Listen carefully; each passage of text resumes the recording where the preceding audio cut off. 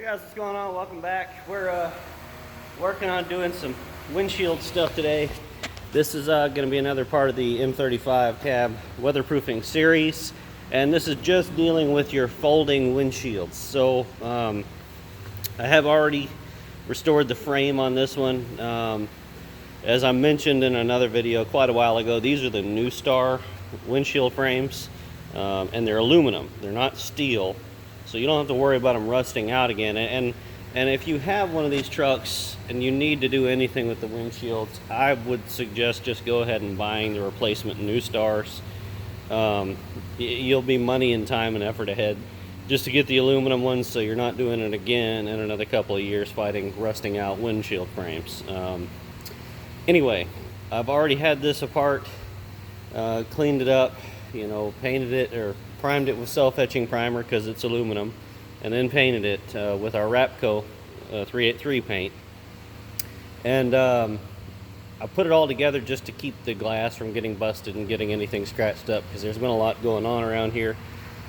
And yeah, I wanted to save myself any headaches. So what you've got to do is, or what I'm going to have to do is take this back apart. And to get the windshields apart, you've got to remove all your sealant, which will be in the New Star windshields, but it won't be on your original ones, okay? The original ones use like a rubber insert in there, and it held water, and that's what kind of helps rust the windshield out. So, either way, if you're going to reuse your steel frames or you're going to redoing New Star frames, I would suggest going ahead and using your 3M urethane windshield sealer on the seams all the way around, and you'll want to take this latch off so you can get the seam sealed behind it too.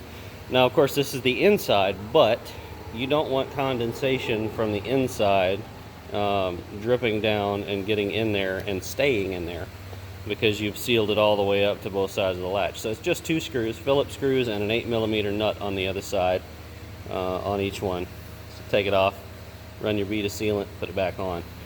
Now up here, it's a little different. To get this top channel off, which you have to do to install your gasket, and we'll get to that in a minute, you have to take out all 3 of these fasteners, okay?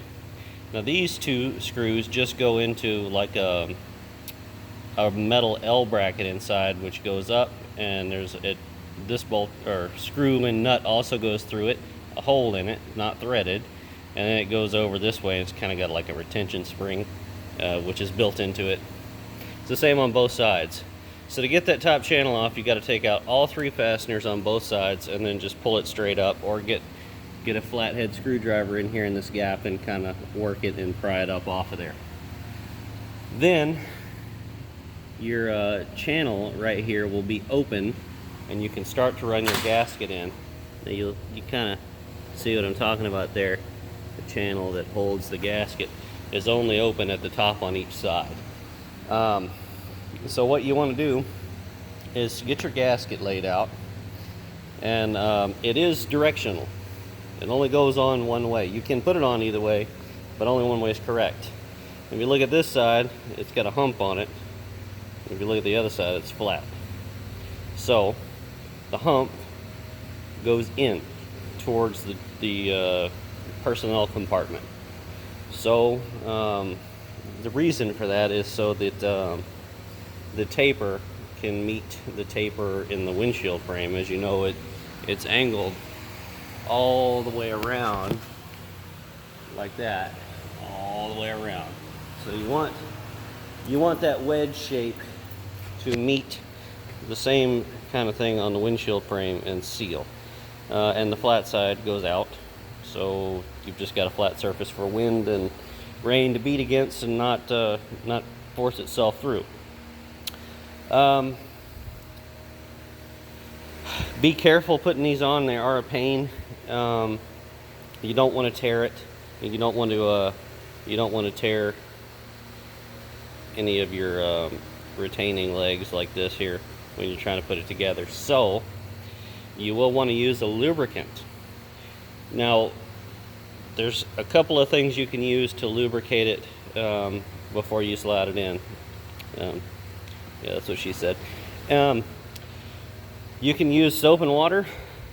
you can use just plain dish soap by itself, which is a pain to clean up and it gets sticky while you're working with it. So it's better to use soap and water.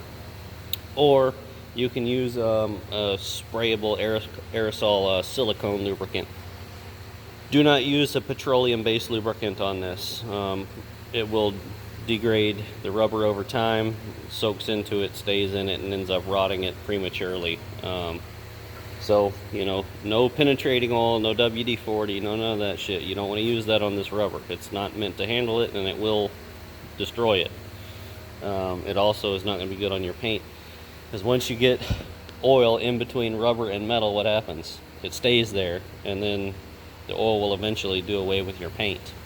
Not going to hurt the aluminum, but it's just, if you're doing all the work to do this right, use the silicone lube or soap and water. Something that's not going to damage anything. So,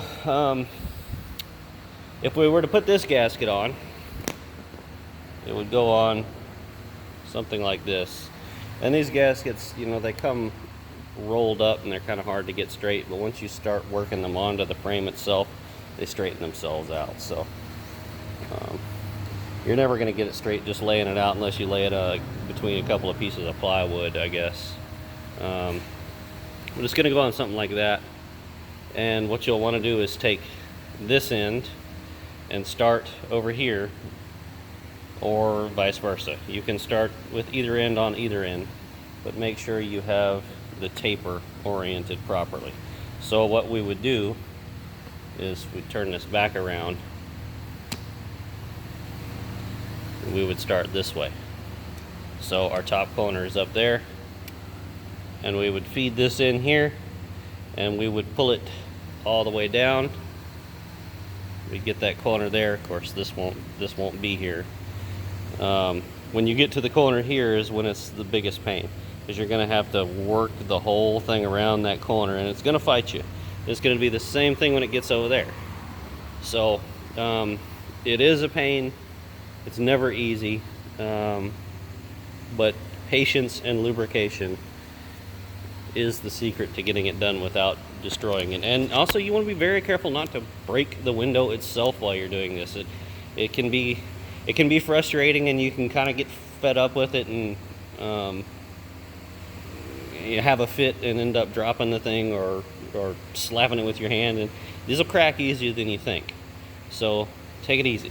Now it's just the glass is just 2-layer laminated glass, so it's not anything special. So a good glass shop should be able to get you a replacement if you break it, but best just not to break it. So once you get your gasket in, and I should mention, if you do sand and clean and repaint the frame, give it a couple days for the paint to cure before you try this, because you don't want to be scratching it up or anything while you're putting your new gasket in your freshly painted frame, right? And same thing goes for the windshield sealer. You want to give the paint time to cure before you put the urethane sealer on top of it, or the paint will never cure under it. Then the urethane sealer will peel away, and you'll get water between it, and it'll freeze down here and expand the frame and crack the glass, and it just, you know, yeah, it takes a little bit of time. It takes a couple of days to do your windshield frames, but you won't have to do it again for a long time. So also, there are, up in here, there should be 2 little pieces of rubber. They almost look like little pieces of rubber string that are formed in a U shape, stuck down in the channels. Those are supposed to be there. They keep the glass from rattling around. So don't throw them away, and make sure when you peel your old sealant out that they don't come out with the sealant. A couple of mine did that, and I almost lost them. So in the bottom, when you're putting it back together, you stick them in the frame, and put your glass down in, and then you put the other 2 on top of the frame and put your top channel on. So just FYI. And the new stars, as I mentioned, they're all metric. All the nuts are 8mm. There's only 4 of them.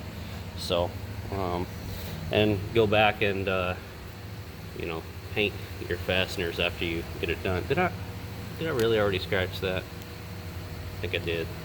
Damn it. Alright, whatever. Guess I have something else to fix again. So The gaskets and everything, even the windshield frames, you can get from Big Mike, Mike Burley at BigMikesMotorpool.com. He is one of our sponsors.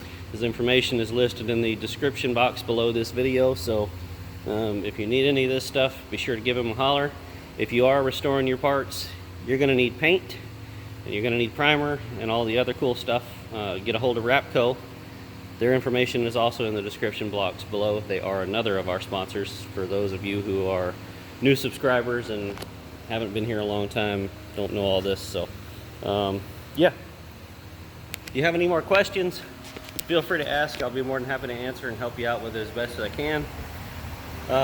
You know, be sure to like and subscribe to the video and the channel and all that good stuff. And you know, we have a Facebook group as well, Tactical Repair channel on Facebook. Be sure to check that out. Lots of good people on there that can help you if I can't get around to answering your question here fast enough. So catch you later, dudes. Peace.